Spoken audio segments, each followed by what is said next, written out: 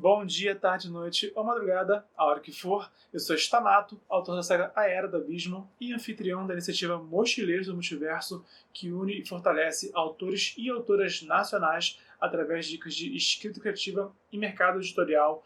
Hoje eu vou falar do personagem Alex Delarge, do livro e do filme Laranja Mecânica. Não sei se dá para ver de fazer reflexo da luz, mas é o Alex, que você deve conhecer a cara dele. Você deve ter visto já aquela cara do filme, né, de psicopata do Alex Delarge alguma vez na vida. Se você não viu o filme, né, esse vídeo não tem spoiler do filme nem do livro, tá? Eu li recentemente o livro, no embalo de ler o livro, eu vi o filme e decidi falar tanto do personagem quanto também da minha opinião, minha análise de escritor do livro, que vai vir outra hora. Mas eu decidi fazer isso porque o Alex Delarge, ele é um personagem que ele é maligno e é empático. Isso que me chamou muita atenção nele, tá? E esse é um ponto que eu vejo que muitos autores erram, de querer fazer um personagem que ele consiga ser empático e maligno ao mesmo tempo.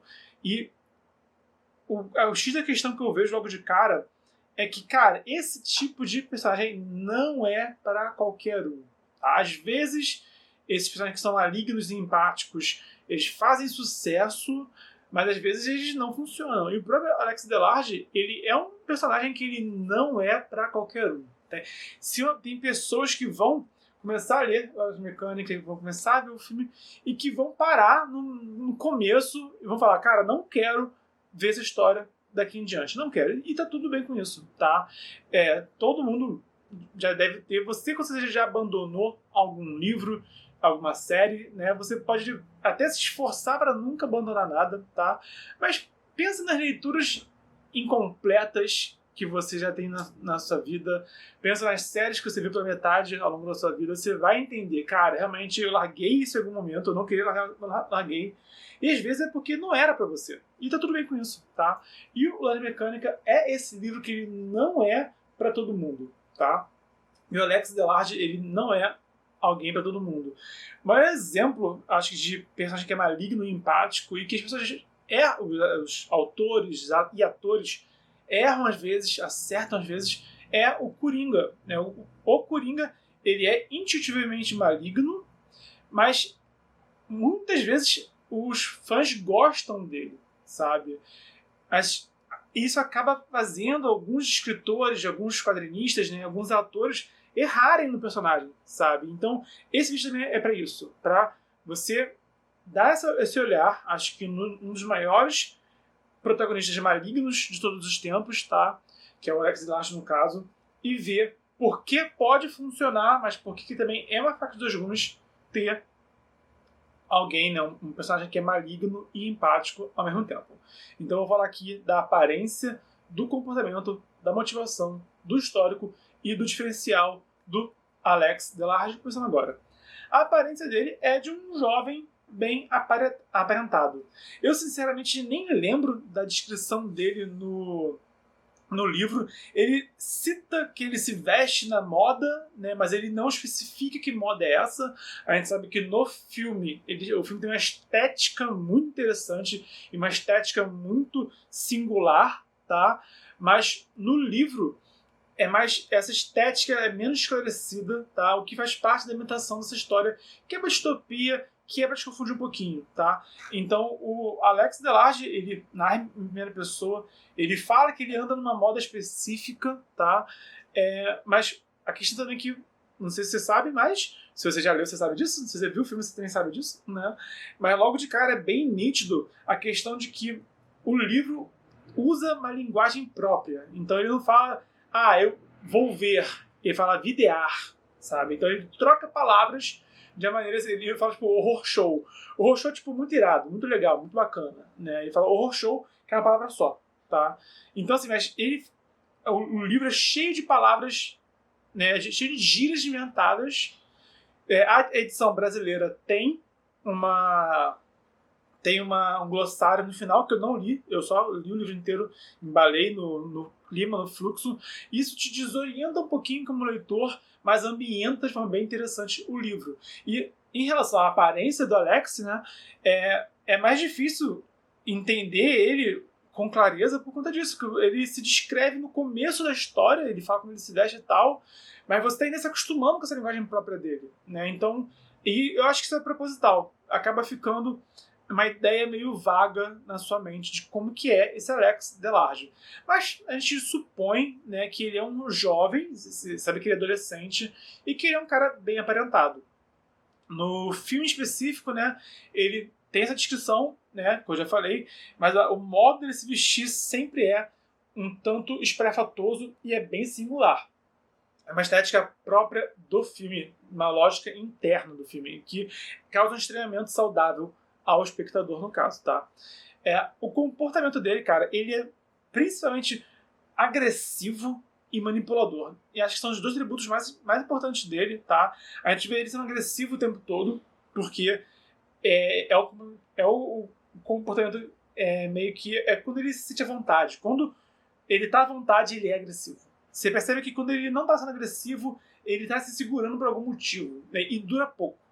Ele é um cara muito impulsivo, né? Ele possivelmente não conseguiria se conter por muito tempo. Então, quando ele senta na mesa com os pais, por exemplo, ele está ainda segurando a onda dele, né? Mas dá para ver que ele se impõe um pouco aos pais dele, até quando os pais dele se impõem demais até, sabe?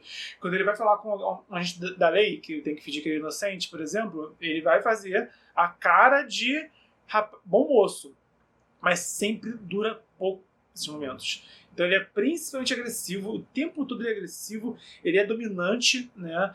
Mas ele é muito assim, manipulador, sabe? Porque ele não é só mandão, né? Ele por exemplo, até quando ele se desentende com a gangue dele, os drugs que eles chamam os meus drugs, né? Que é como se fossem meus capangas, meus amigos, né? Ele tem uma atitude assim, que é imperativa, sabe? Ele é meio até tirânico até, sabe? Mas ele justifica, ele sempre tenta argumentar, sabe? Ele sempre diz que tem um motivo para agir como ele age, né? Então, assim, é aquele cara que ele bate e diz que foi pro seu bem, sabe? Esse é o tipo de gente ruim que ele é, tá?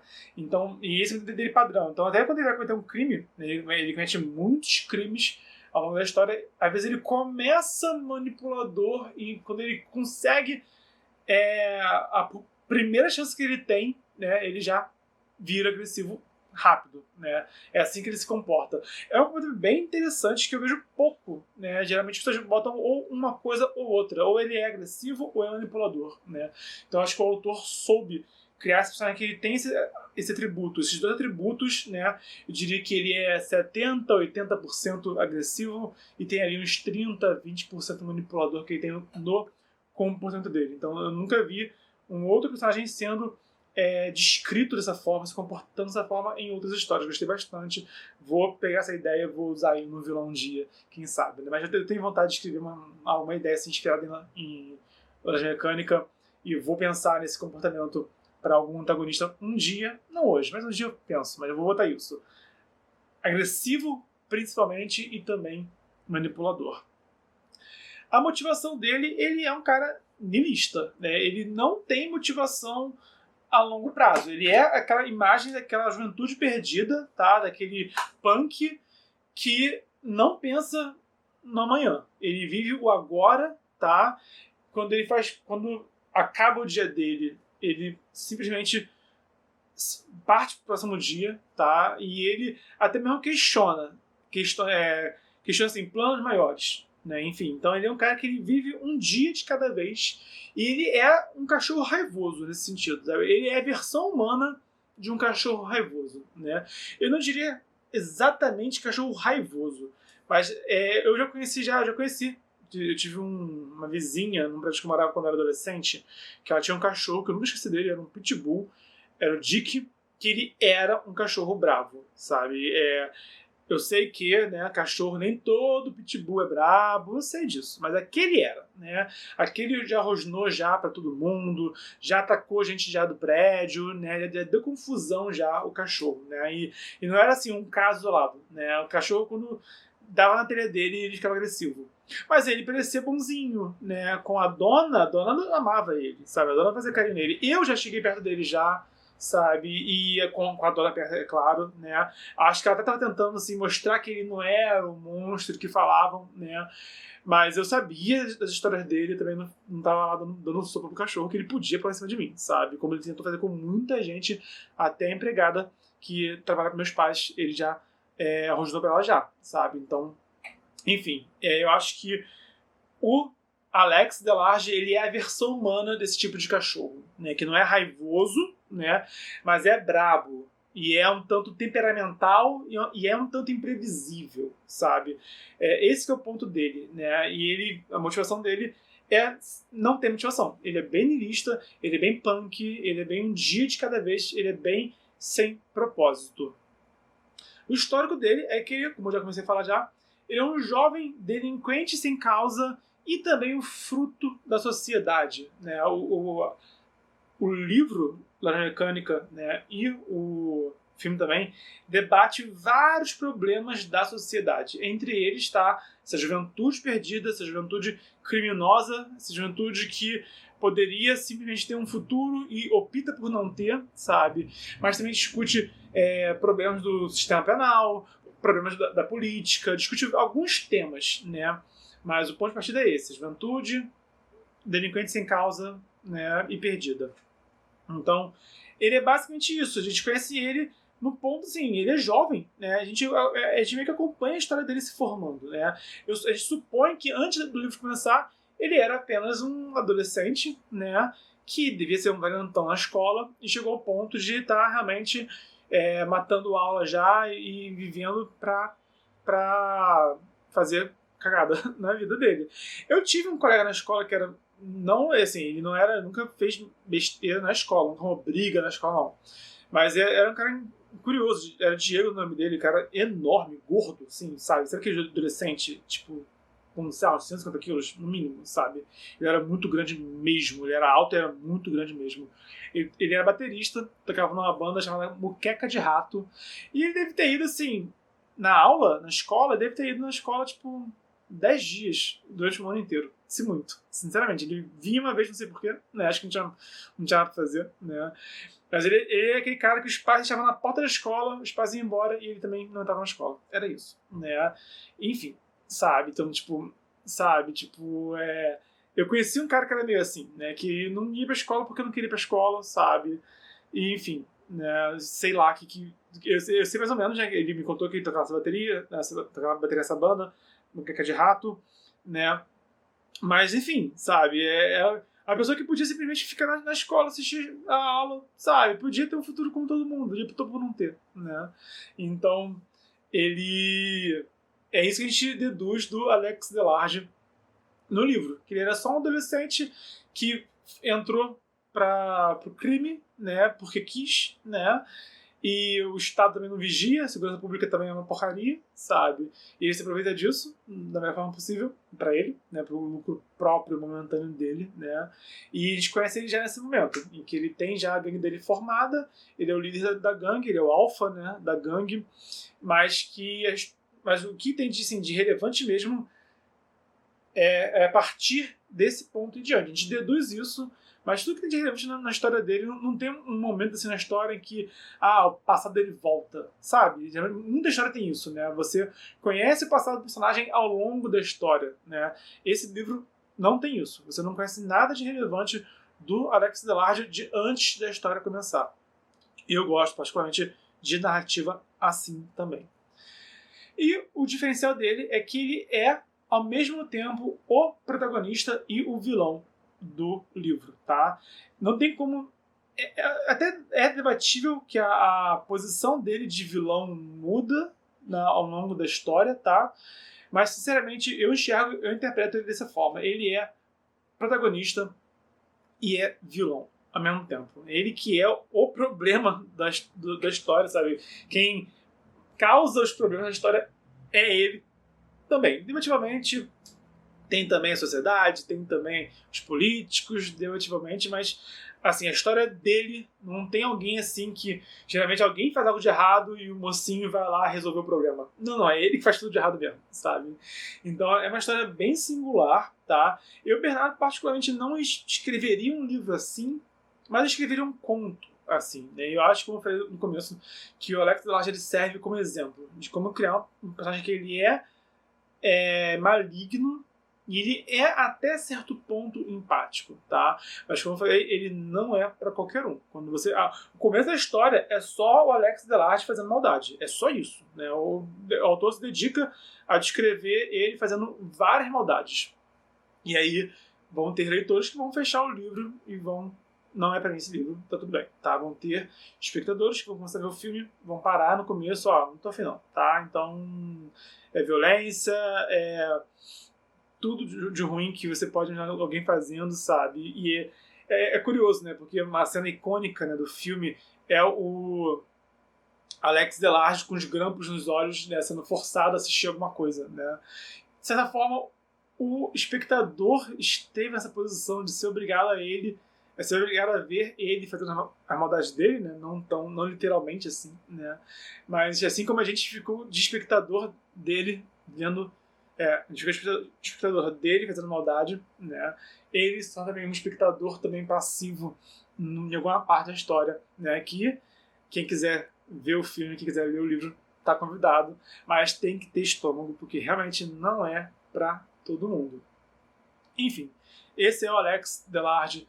Se você gostou do conteúdo, dá o like, se inscreve, ativa o sininho. Se você quer saber quem pode se interessar por esse conteúdo, compartilha na rede social. Comenta aqui embaixo quem é o seu personagem maligno, empático, favorito. Pode ser protagonista, pode ser antagonista, tá? Eu penso muito no Coringa. O Coringa é alguém que consegue me fascinar de várias formas, principalmente dos quadrinhos. Tem alguns quadrinhos que ele é muito bom, mas acho que os mais icônicos, né, são o Heath Ledger. Acho que em níveis de empatia, o Heath Ledger e o Joaquin Phoenix conseguiram entregar Coringas muito empáticos. O clássico do Tim Burton, do Jack Nicholson, é icônico, mas ele é bem vilão da banda antiga ainda, sabe? Ele não é... você gosta dele, mas você não gera empatia por ele. Você gosta dele como vilão. Você gosta do Batman dar um soco na cara dele, né? Mas você não cria, assim, uma conexão tão forte com ele. Você admira ele, né? Agora, de você realmente ter gosto pelo personagem mesmo, né? Eu acho que quem trouxe isso já é uma coisa mais do cinema contemporâneo, né? Quem trouxe isso foi mais o Heath Ledger e o Joaquin Phoenix. Então não tem como dizer outro personagem. Comenta aqui embaixo, né? Algum ou protagonista ou antagonista empáticos que você gosta em particular também, tá? Então, lembrando que estamos no desafio 366 dias de escrita, vídeo mercado editorial e escrita criativa quase todo dia de 2020. Então, até amanhã e a gente se esbarra pelo multiverso.